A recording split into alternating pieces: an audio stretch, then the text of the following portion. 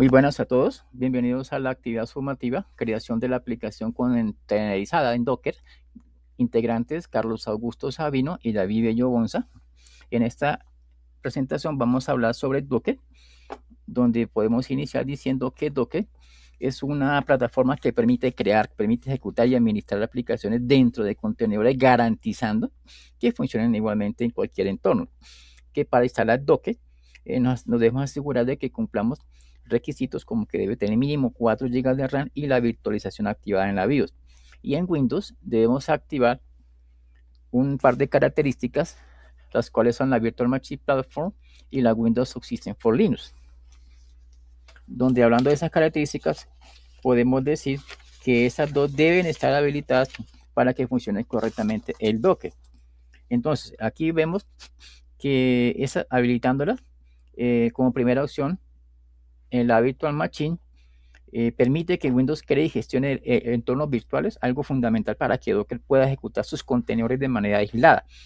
Y la segunda opción, Windows Subsystem for Linux, la WSL, es una característica habilitada que permite que el entorno de Windows de Linux dentro de Windows, lo que permite asimismo que Docker corra imágenes y contenedores basados en Linux sin necesidad de que tengamos que instalar un sistema operativo adicional.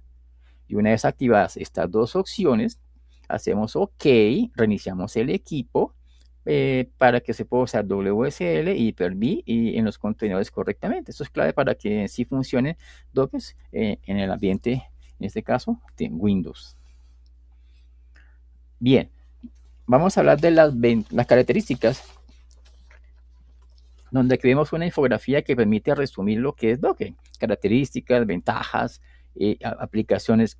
Docker es una plataforma que nos permite crear, ejecutar, gestionar contenedores. Y esos contenedores que son entornos aislados y portables donde podemos ejecutar aplicaciones sin preocuparnos por las diferencias entre el sistema operativo o una configuración entre el uno y el otro. En otras palabras, Docker nos ayuda a garantizar que una aplicación funcione igualmente en cualquier lugar.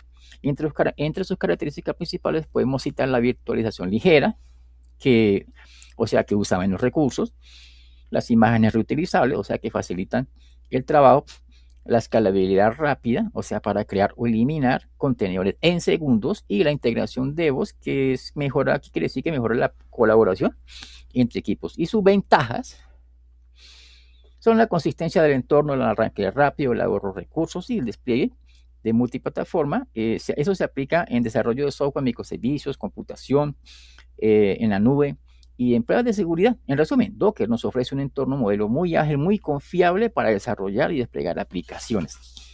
Su funcionamiento, para el funcionamiento de Docker, debemos tener tres casos principales. Uno, crear una imagen con Dockerfile que contiene las instrucciones para construir el entorno de la aplicación. Dos, ejecutar el contenedor, que es la instancia activa de esa imagen. Y tres, funciona en cualquier entorno, ya sea local, nube o en un servidor. Todo esto se gestiona mediante un motor Docker llamado Docker Engine, que se apoya en el sistema operativo y el hardware para aislar y ejecutar los contenedores de manera eficiente. En resumen, Docker, ¿qué crea? Crea imágenes, convierte a contenedores, ejecuta el entorno, garantiza portabilidad, garantiza eficiencia. Con requisitos adecuados podemos usar Docker entonces ¿para qué? Para desarrollar, probar, desplegar aplicaciones de forma rápida y de forma muy segura. Las diferencias. Aquí observamos una infografía donde vemos las diferencias de Docker. Una de ellas tenemos Docker, tiene tres principales arquitecturas: Docker Desktop, Docker Engine y Docker en la nube. En Docker Desktop, aquí vemos, se usa en sistemas Windows, se usa en sistemas Mac, y aquí Docker necesita una capa de virtualización como WSL2 o Hyper-V para poder ejecutar los contenedores. En el Docker Engine, en Linux, for Linux, en el centro, es el centro de Docker Engine. En este centro es la versión directa y eficiente. En Linux corre directamente sobre el kernel del sistema operativo sin necesidad de virtualizar adicionalmente, y además hace que el rendimiento sea más rápido y el consumo de recursos sea menor. Por eso los servidores usan Linux para ejecutar Docker. Y Docker en la nube, que finalmente tenemos porque permite desplegar contenedores a gran escala en plataformas como Azure o AWS. Y aquí Docker se integra en la nube para manejar cientos o miles de contenedores simultáneamente, garantizando la alta disponibilidad o la escalabilidad. Bien, ahora vamos a ver entonces lo que son en la parte de instalación. Pues no vamos a ejecutar la instalación de Docker porque yo ya tenía instalada el aplicativo en mi computador. Entonces, pero sí podemos observar lo siguiente. Para la instalación de Docker, ¿qué debemos hacer? Descargamos el instalador. Podemos ir al sitio oficial de Docker, bajamos el instalador y es importante elegir la versión correcta para nuestro sistema operativo, bien sea para Windows o bien sea para Mac. Ejecutamos el instalador. Una vez descargado, entonces lo abrimos, seguimos el asistente de instalación. Este proceso se configura automáticamente y nos hace que los componentes permitan funcionar correctamente Docker en el computador y habilitar requisitos. Después de que habilitemos WSL2 y PLB, entonces dependiendo del sistema operativo, esto sí permite que Docker se ejecute en contenedores de manera eficiente y de manera aislada y comprobar la instalación. ¿Cómo la comprobamos? Escribiendo docker-version o docker info. ¿Okay? En este computador, en el caso, tenemos instalada la versión de Docker, probándola con docker-version. ¿Listo? Ahora, el siguiente paso es ver una serie de comandos utilizados en la consola como instrucciones para usar Docker. Pero vamos a mirar primero la interfaz gráfica porque además de que podemos usar la consola, al instalar Docker tenemos una interfaz gráfica también. Aquí vemos una pantalla que permite controlar los contenedores activos. Esto se genera cuando yo instalo Docker, esta interfaz. Y ese es el centro de comando. En Docker podemos observar el rendimiento, los recursos usados, hacer acciones sobre cada contenedor. ¿Qué observamos aquí? Observamos container, image, logs, volúmenes, Kubernetes, por ejemplo, entre otros, e incluso Docker Hub. ¿Qué es container? Muestra los contenedores activos y los contenedores detenidos. Aquí vemos que están en ejecución. Este están en ejecución. ¿Sí? Image me lista las imágenes disponibles para crear los contenedores. Logs, que permite ver registros en ejecución. Volúmenes, gestiona los volúmenes donde se guardan datos que sean persistentes. Y miremos Kubernetes, que integra lo que es la orquestación avanzada, si esta opción está habilitada. Y el Docker Hub, pues, que es para conectar con el repositorio oficial de las imágenes de Docker. Aquí vemos una serie de unas columnas, cada fila tiene unas columnas, que son name, que es el nombre del contenedor, image, que ese es el ID del contenedor, acá que la imagen va a ser usada para crear el contenedor, los puertos expuestos para la comunicación interna, la CPU, es el porcentaje de CPU consumida por el contenedor, memoria utilizada, actividad lectura escritura, tráfico de red entrante y tráfico de red saliente, y los botones para ver detalles para pausar o eliminar un X contenedor. Entonces, aquí vemos, por ejemplo, dos contenedores en ejecución, el MNGX. Vamos a eliminar ese para poder hacer la prueba completa. Y también tenemos el otro contenedor, bueno, lo acabo de eliminar, Docker Compose. Ahora miremos una serie de comandos que vamos a utilizar, que podemos utilizar para trabajar con Docker. Entonces, como hay que abrir la consola de comandos, escribimos acá la consola de comandos de Windows CMD y vamos a trabajar con imágenes y contenedores. Entonces, aquí que vemos inicialmente la consola de comandos la podemos abrir con CMD o con el PowerShell y podemos probar inicialmente con la instrucción Docker version. ¿Qué me da este Docker version? La versión instalada, se aparece un número de versión, aparece, significa todo que está funcionando correctamente. El Docker pool, help, me lista todos los comandos disponibles y pues para su respectivo uso. Y el Docker pool, que es para descargar una imagen. Entonces yo tengo aquí una imagen, vamos a probar con la imagen de servidor en Nginx. Aquí tenemos servidor en Nginx. Le damos copiar, lo pegamos acá.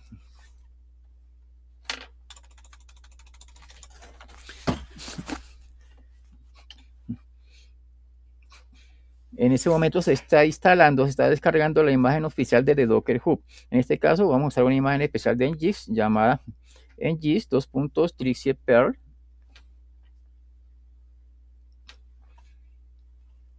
Listo, y vamos a ver acá la imagen está instalada. Perfecto.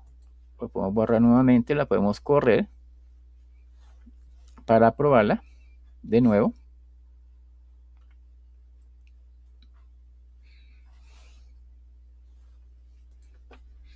Corremos el comando nuevamente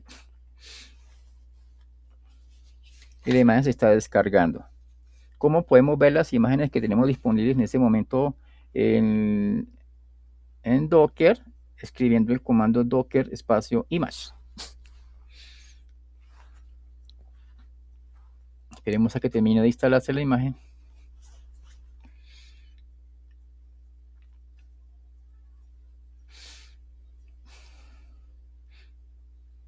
Listo. Entonces, docker image me va a listar las imágenes que tenemos disponibles aquí en nuestro equipo en Docker. Que encontramos la que acabamos de instalar. Docker info, otro comando. Nos da información detallada del sistema Docker, número de contenedores, imágenes, redes, una información general de configuración que nos informa Docker info. Si queremos también buscar con Docker Search, podemos hacerlo.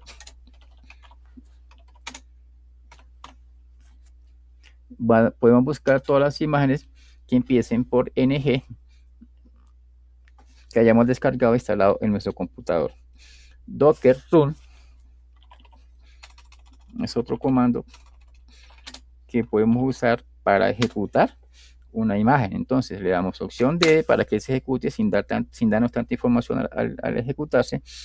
Es la --ne para darle un nombre que yo quiera sugerir. Mi nombre, ¿sí? Y escogemos el servidor.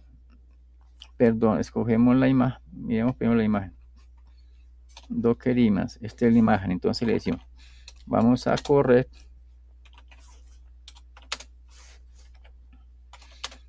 Que no se muestren las instrucciones al momento de ejecutarse. Démosle un nombre. Y le pegamos el nombre de la imagen.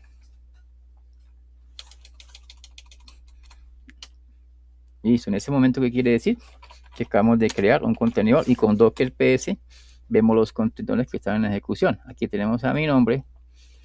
Si vamos a la parte gráfica, aquí aparece el contenedor que utilizamos como mi nombre. Usa la imagen en Nginx.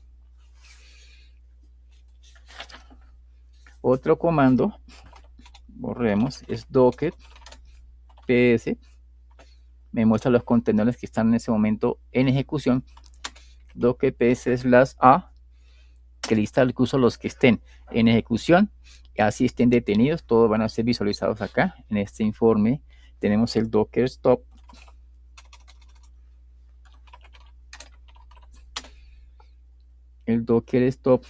y escogemos mi nombre. ¿Qué hace docker stop? Detiene la ejecución de un contenedor. En ese momento mi nombre debe estar detenido. Aquí se encuentra acciones detenido para ejecución. Lo vamos a iniciar nuevamente. Mi nombre. Y el contenedor se encuentra nuevamente en ejecución. ¿Listo? OPS.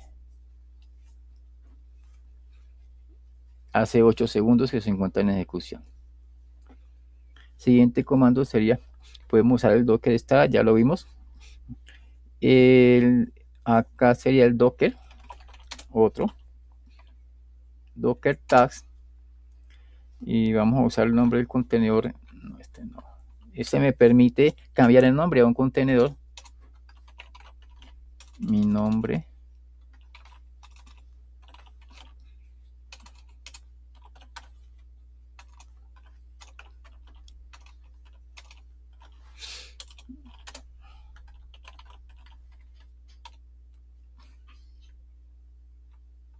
docker tag, mi nombre 2. Entonces, ¿ese para qué sería? Para cambiar el nombre del contenedor. ¿Cómo se llama en ese momento? Se llama mi nombre. Mi nombre se llama en ese momento el contenedor. Vamos a ejecutarlo acá.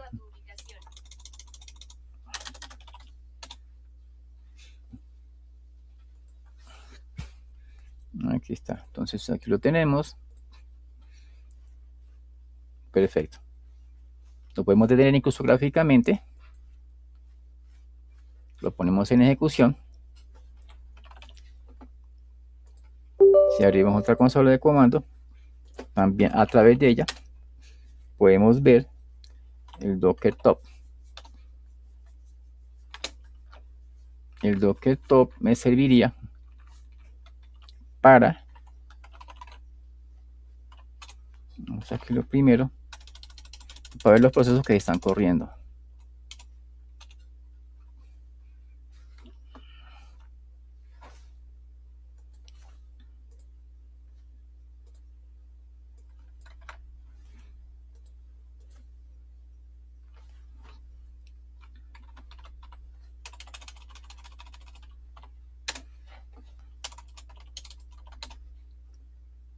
Mi nombre, aquí está.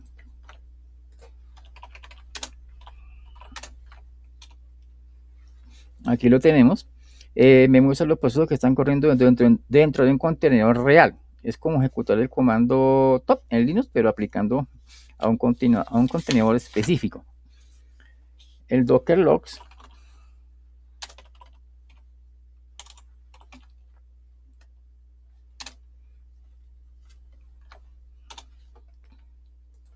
otro comando que nos muestra registros o mensajes generados por el contenedor.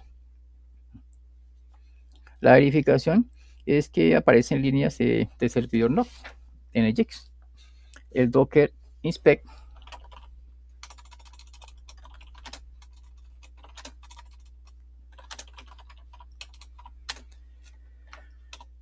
¿qué hace este Docker Inspect? Me da información técnica detallada de un contenedor o de una imagen. Es una verificación que se despliega como en formato JSON con todas las configuraciones internas. Ahora vamos a eliminar con RM. Eliminamos un contenedor.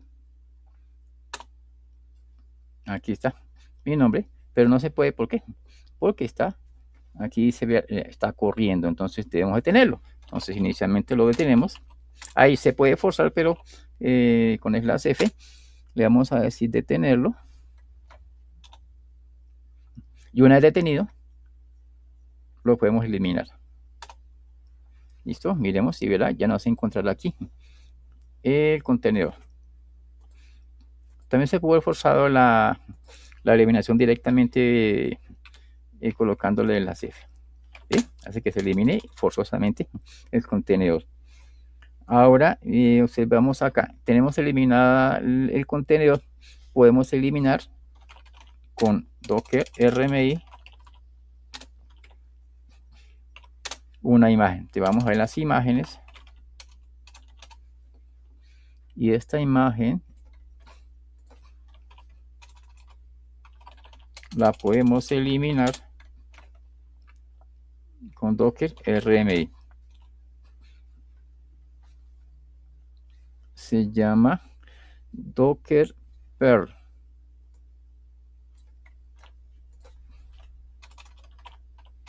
De docker images. Si no se va a eliminar las porque está siendo utilizada por otro contenedor. R, M, I. Ya, ¿eh? Ya completamente eliminada. Entonces miremos en imágenes y ya no se encuentra ninguna imagen que se llame ngx. Otro comando que podemos utilizar en Docker sería docker network ls. ¿Qué hace docker network ls? Es como una verificación que me muestra las listas que estén disponibles en Docker. O sea, es una tabla como me muestra lo que son los datos bridge, hostname Y hay otro comando, el docker volume ls, me muestra o lista los volúmenes creados en Docker. Sí, para que recuerde que aquí en la parte gráfica también tenemos una opción de volúmenes. Esta información se muestra acá a través del comando docker volúmenes también. Aquí está. En realidad, ¿volumen qué es? Es un espacio persistente de almacenamiento persistente en Docker que se usa para guardar datos fuera del contenedor. O sea que aunque eliminemos o reiniciemos el contenedor, los datos guardados en el volumen no se pierden. Si tenemos una base de datos dentro de un contenedor, los archivos de esa base de datos se guardan en un volumen aparte para mantenerlos seguros. Ahora, algo muy importante, para poder nosotros, cuando trabajamos con Docker, los contenedores se crean a partir de las imágenes. Esos contenedores se crean a partir de las imágenes que están acá definidas.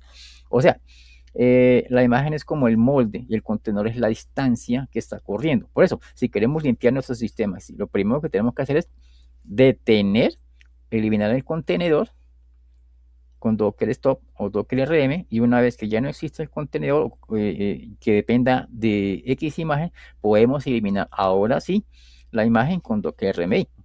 Este orden asegura que no haya referencias activas y que Docker pueda liberar correctamente los recursos cuando necesitemos eliminar cualquier contenedor directamente que tengamos en ejecución.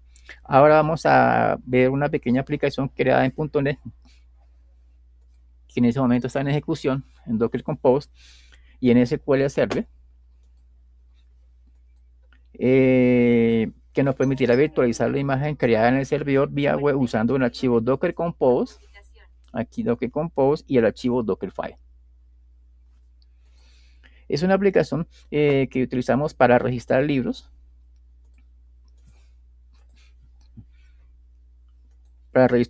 con los siguientes campos.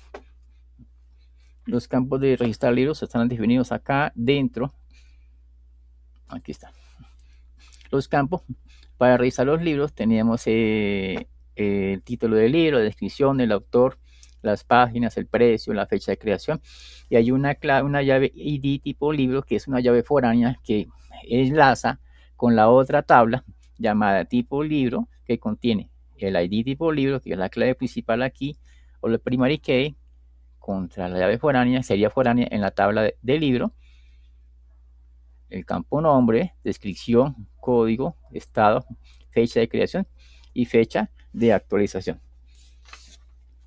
Ahora, lo que vamos a ver acá es que para poder crear nosotros la containerización de nuestra aplicación, entonces se está mostrando acá el archivo de Docker. Necesitamos el archivo de Docker file y el archivo de Docker Compose.yml. El Dockerfile inicialmente, como tenemos acá, es uno de los elementos más importantes en cualquier proyecto que use Docker. Aquí pues vamos a ver el propósito de lo que es la estructura, cada instrucción de estas, para exponerlo con claridad. Como lo creamos, nosotros lo creamos inicialmente cuando le dimos aquí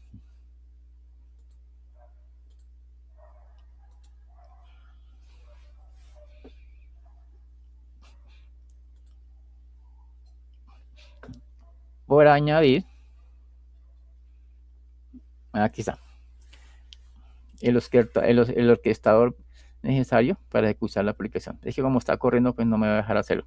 Bueno, el Dockerfile, que es un archivo de texto que contiene instrucciones paso a paso para construir la imagen que se necesita en Docker. Esa imagen es como una plantilla que define cómo se ejecutará la aplicación dentro del contenedor. ¿Y para qué sirve? Esto sirve ¿para qué? Para automatizar la creación del entorno, donde corre la aplicación, garantiza que el proyecto funcione igual en cualquier máquina, facilita el despliegue de la aplicación en la nube y optimiza el tamaño y el rendimiento de la imagen. ¿Qué encontramos acá inicialmente en este archivo? Encontramos el front con esa instrucción la imagen del NEO utilizado, que es el 7.0, el nombre que le dimos a la imagen, el word/app. ¿Qué significa eso? El front indica la imagen base, en este caso net.7 para ASP.NET. Y el AS pues significa un nombre que se le da a una etapa para reutilizarla yo más adelante. En este mismo orden acá estoy configurando. El WordD es las app define el directorio de trabajo dentro del contenedor. Y el expose abre los puertos por donde la aplicación responderá, por la 8003 para el caso de Docker y por la 8080 para el caso del navegador. Si revisamos acá, está corriendo por la 8003. Hay un siguiente bloque. Es una segunda etapa de compilación. En esta etapa de compilación que encontramos el from SDK, que es una imagen con las herramientas de desarrollador.net para desarrollo.net. El ARG define una variable en modo release o modo debug. El copy me copia los archivos del proyecto al contenedor. El run.net restore lo que hace es que me descarga las dependencias del proyecto. El run.net build, el que tenemos aquí al final, compila el código fuente y genera los binarios. Esta etapa construye la aplicación dentro del contenedor. Hay una siguiente etapa acá, el front, el ARS y el run, que hacen estas tres. El front reutiliza la etapa anterior.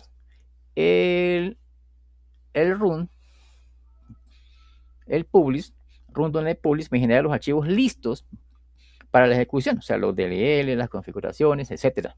Eso se hace con el publish. Y en esta etapa se prepara la aplicación para distribución o su respectivo despliegue. Y la última parte del Dockerfile es la cuarta etapa, que significa ejecución. Aquí encontramos el front, el cual nos dice, nos usa, o sea, es front base, nos usa la imagen ligera de ASP.NET para correr la app. El copy, --from igual publish, que nos copia los archivos publicados desde la etapa anterior, y el entry point, que nos define el comando que se ejecutará al iniciar el contenedor. En esta etapa se crea la imagen final. Es aquí donde se crea la imagen final que se ejecutará en producción. Y el Dockerfile, en realidad, esto que vemos acá es el corazón de la automatización en Docker. Aquí se define cómo se construye y cómo se ejecuta la aplicación paso a paso. Gracias a estas etapas se logra que la imagen sea más ligera, segura y lista para la producción. Para configurar esto y sea desplegado en Docker, también necesitamos, aparte del Dockerfile, necesitamos el Docker Compose.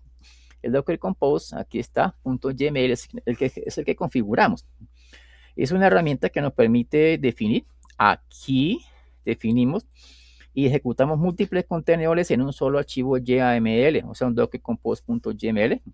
Y en lugar de tener que iniciar cada contenedor manualmente con comandos docker run, aquí el compose, ¿qué hace? Nos deja levantar todo el entorno en una sola construcción. Ahora miremos en qué encontramos en el Docker Compose.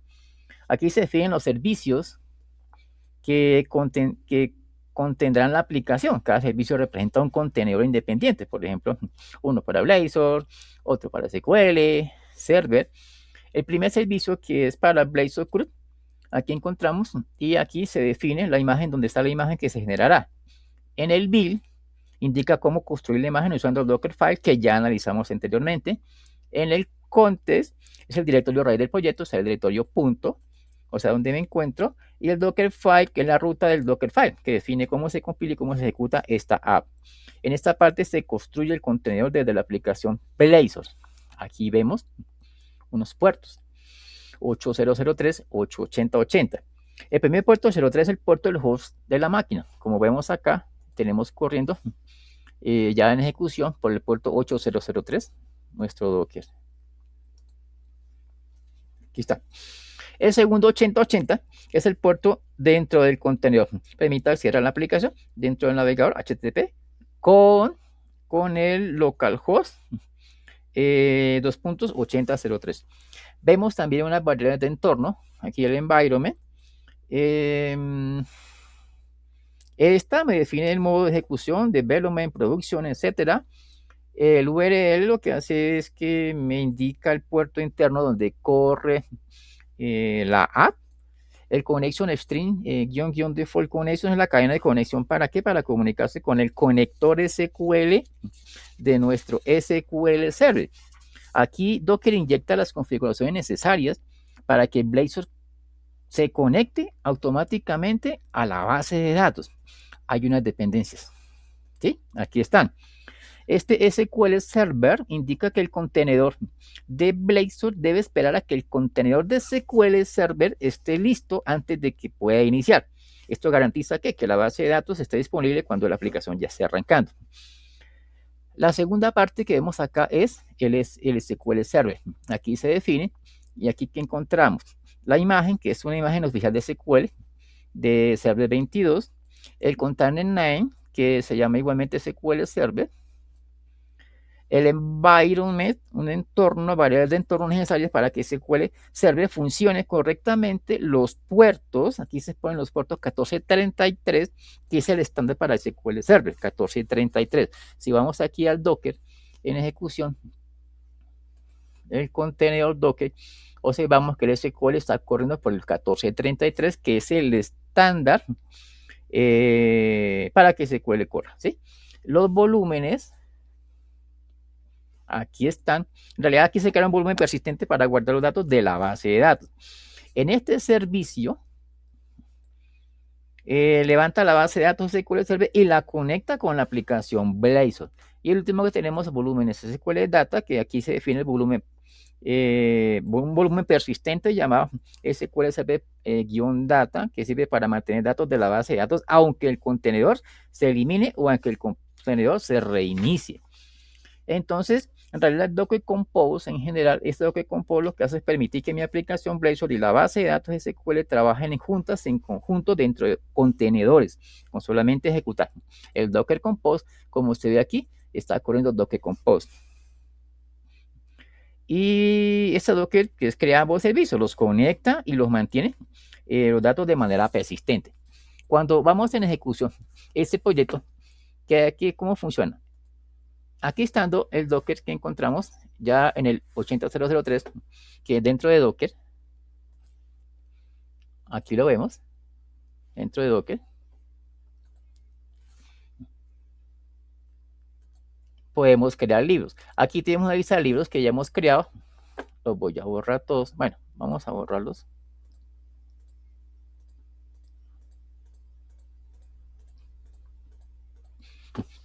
Para crear un libro nuevo. Vamos a llamarlo el nuevo libro.